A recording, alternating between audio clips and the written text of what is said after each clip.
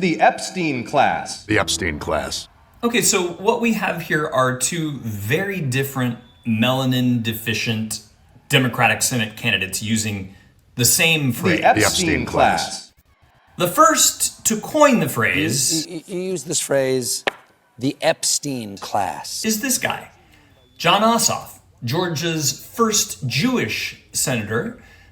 His Jewishness matters here because this guy, Graham Platner, not a Jew, has now turned the phrase the Epstein Class, the Jewish guy, Jon Ossoff, coined into his brand the Epstein Class. In his campaign to become the next Democratic senator of Maine. Let's get into just how sticky and gross all this gets. Some of the most powerful Democrats and Republicans in the country were on Epstein Island. It seems the only thing the party establishments can agree on is a love of Jeffrey Epstein and a hatred of me.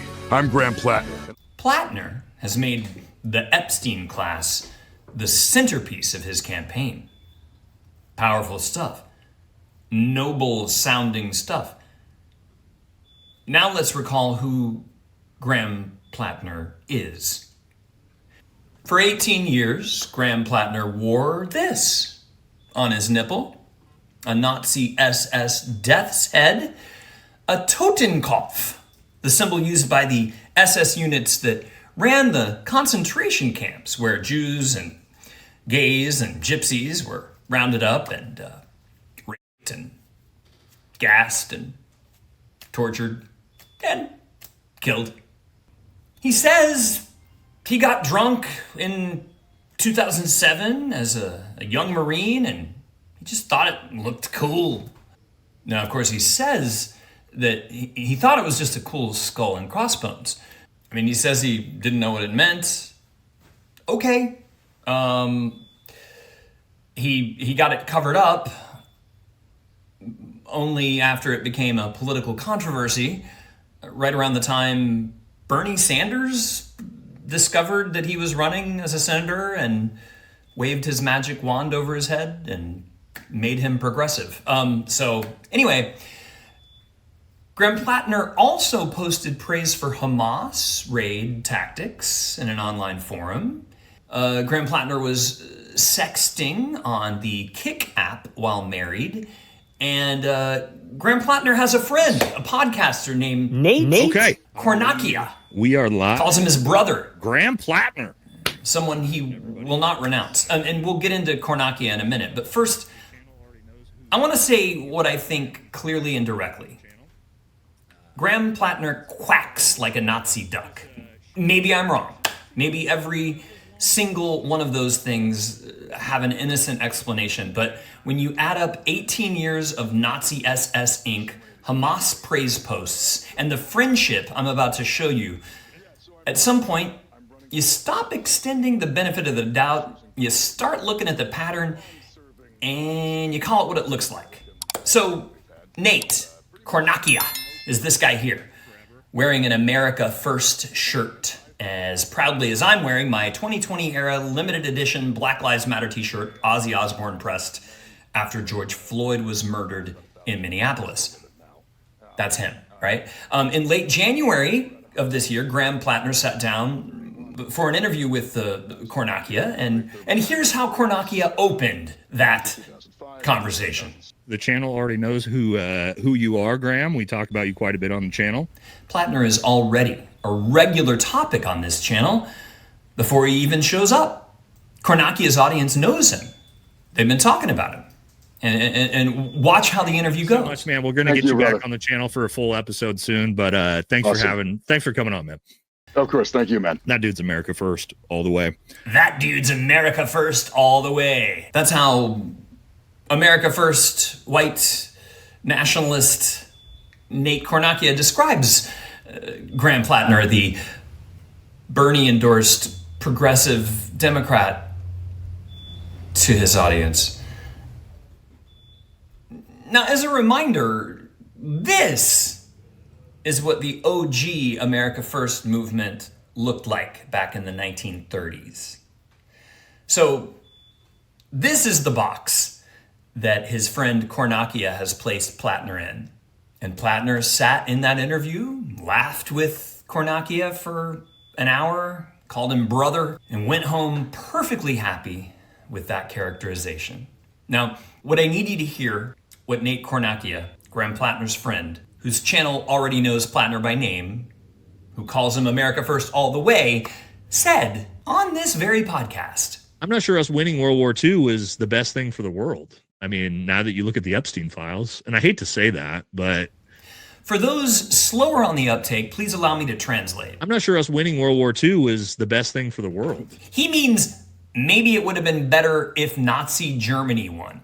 I mean, now that you look at the Epstein files... He means the Jewish sex traffickers' files reveal something about who really controls the world, and it makes you reconsider whether stopping Hitler was worth it. And I hate to say that, but... He doesn't hate to say it. He said it clearly on his podcast to an audience that already knows Graham Platner by name. This is the man who calls Platner America First all the way. That dude's America First all the way. This is the man Platner calls brother. Thank you, brother. A candidate with a Nazi SS death's head tattooed on his chest for 18 years. The Epstein Class. Using a phrase coined by a Jewish senator, cultivating an audience whose host wonders aloud whether defeating Hitler was a mistake. I'm not sure us winning World War II is the best thing for the world. Because of what Jeffrey Epstein's files say about Jewish power. By the way, some of Jeffrey Epstein's closest friends include Crown Prince bin Salman of Saudi Arabia. Here they are together right before Epstein's suicide.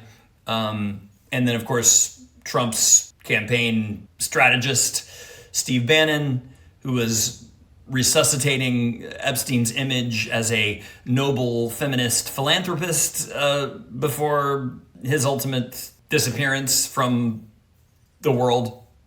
Now, neither Crown Prince bin Salman of Saudi Arabia, the bone saw hatchet murderer, nor Steve Bannon are Jewish, but people like them enjoyed kicking it with Jeffrey Epstein. So this isn't a Jewish thing, it's a power thing, it's a patriarchy thing, it's an evil thing. So let's just make that clear here in this video. And then last night, I watched something that genuinely shocked me.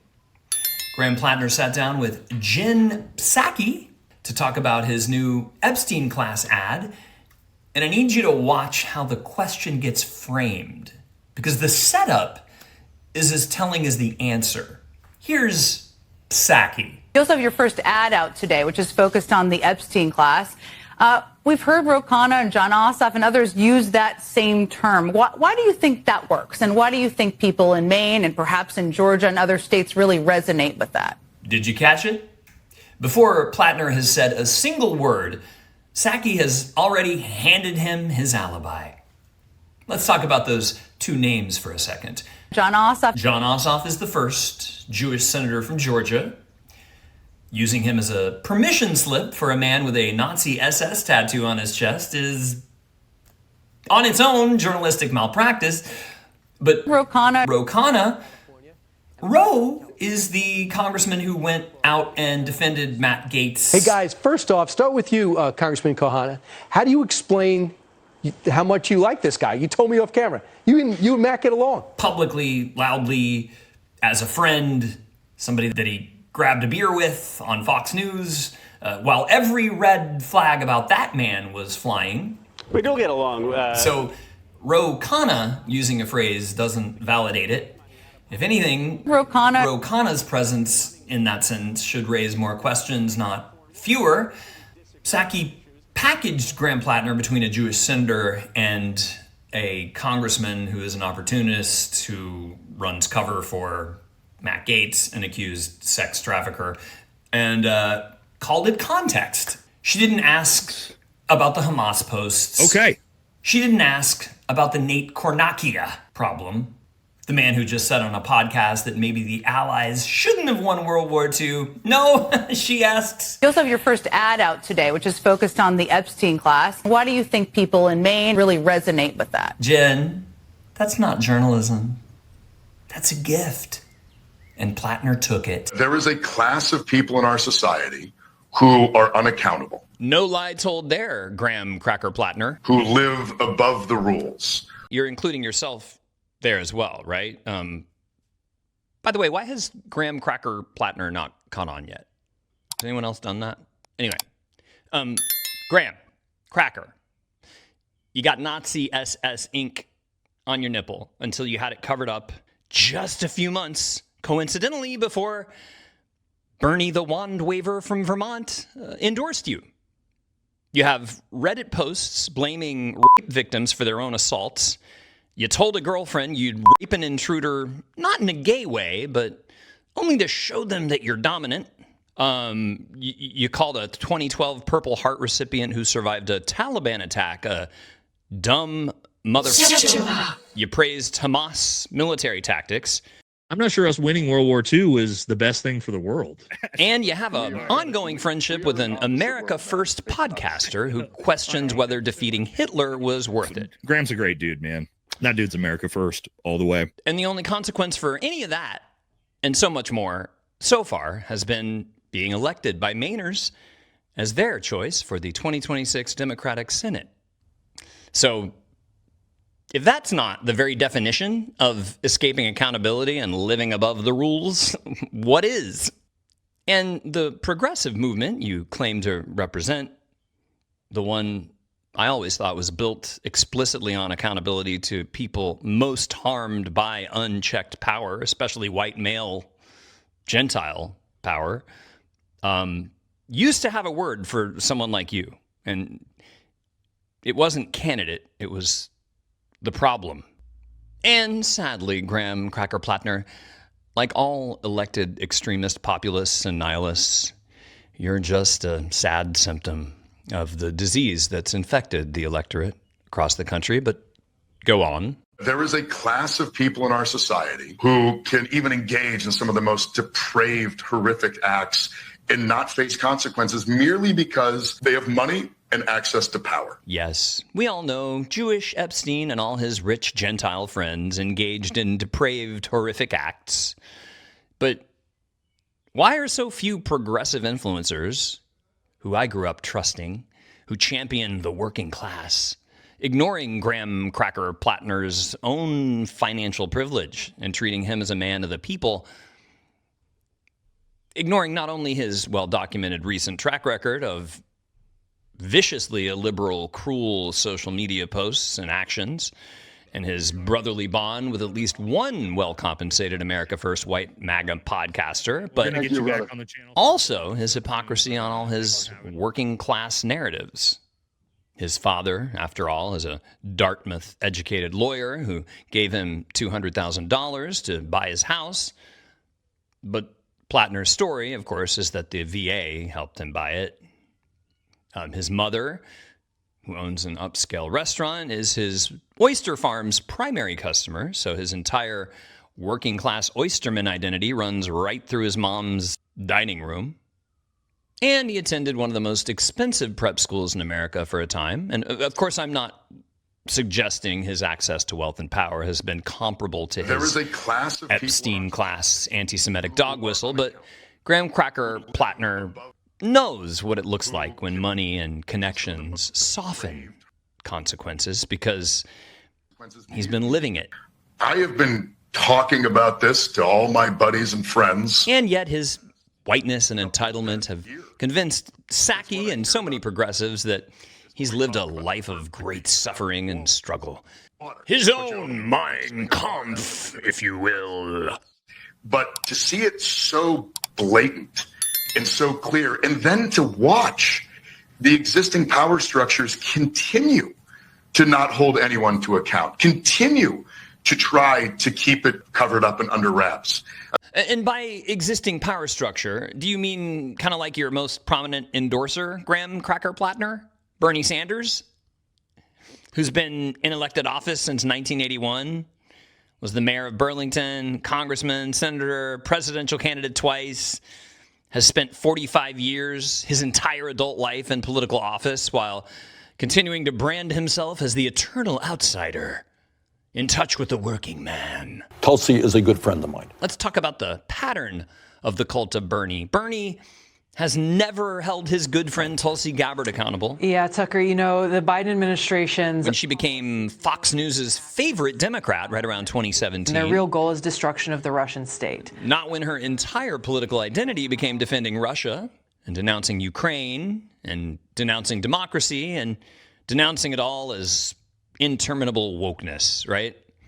Not as she drifted further and further MAGA until she walked right into the Oval Office and became Trump's director of national intelligence. No, Bernie's most consistent pattern has been refusing to ever hold anyone accountable, especially when it's his friends who follow Tulsi's trajectory. Director of National Intelligence, Tulsi Gabbard. She's someone that you've called before a courageous leader, a great friend. I don't know if you would describe her that way. That was way back when. That was a few years ago. So you wouldn't describe her that way today? Notice how he didn't say Tulsi has changed or wasn't the same person? Notice how he just shrugs it off. That was way back when. No accountability, no explanation, no acknowledgement that he had defended her against Hillary Clinton's very correct assessment that she was a Russian asset in 2019. He just quietly backs away whenever he's asked a question he doesn't want to answer because he doesn't have the courage, doesn't have the integrity. The exact same way he's responded when asked about Platner's well-documented recent past. I'm sure he's not a saint. And then Bernie always moves on to what he calls the issues.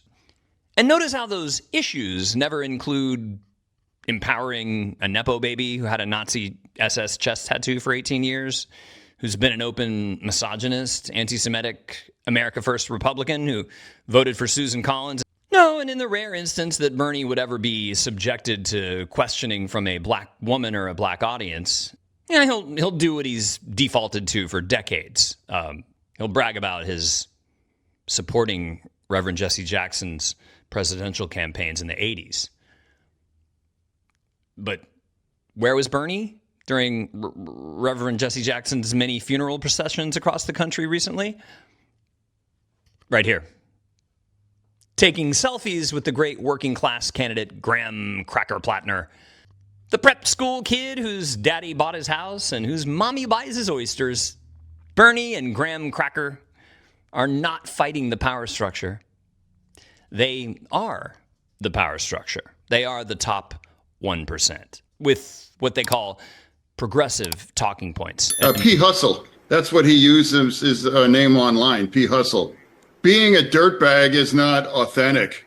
Now, before anyone mistakes me for Team Fetterman, I used to be Team Fetterman. Bernie and progressive media sold me on him back before I woke up to the realization that Bernie and the left are a cult. But I'm not Team Fetterman anymore. And here's why. Back in 2016, just before the election, Jon Fetterman posted that Trump's presidency represented his word, fascism. And then, of course, just after Trump won the second time, even though Fetterman campaigned for Kamala Harris throughout Pennsylvania, once Fetterman realized he wanted to be embraced by Sean Hannity and Fox News.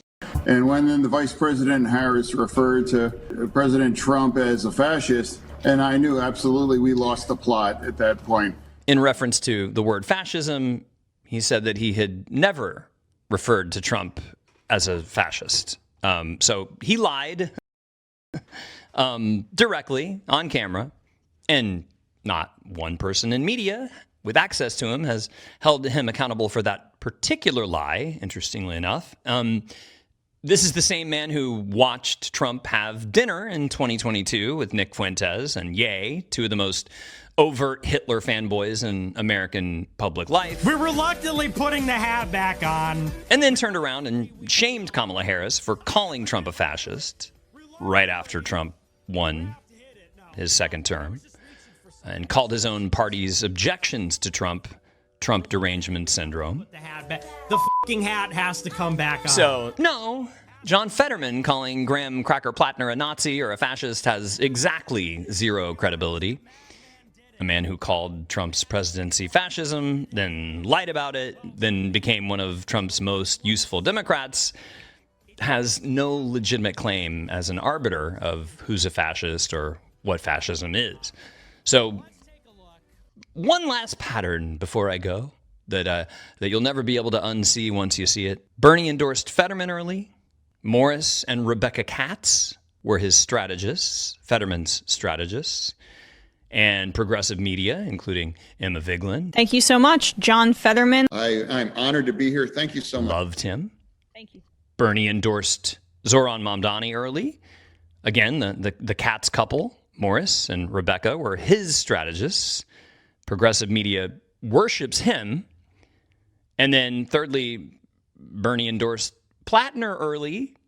The Katz couple are his political strategists, and progressive media is doing everything it can, moving mountains to defend Graham Platner. So the same endorser, the same political strategists, and the same progressive media machine.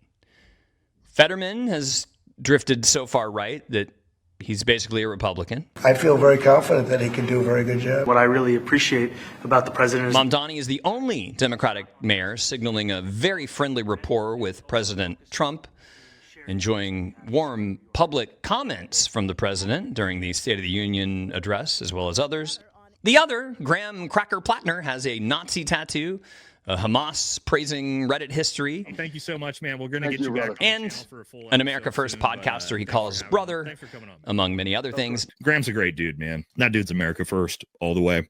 Now, I'm not saying their combined force suggests that these three represent MAGA plants sent to destroy the Democratic Party from within or anything, but I am asking if they were, what exactly might look different about them? Man, we're going to get you back on the channel for a full episode soon, but thanks for coming on, man. Of course. Thank you, man. See you later. All right. See you, brother. All right. Well, we lost Graham a little bit early. That dude's America First all the way.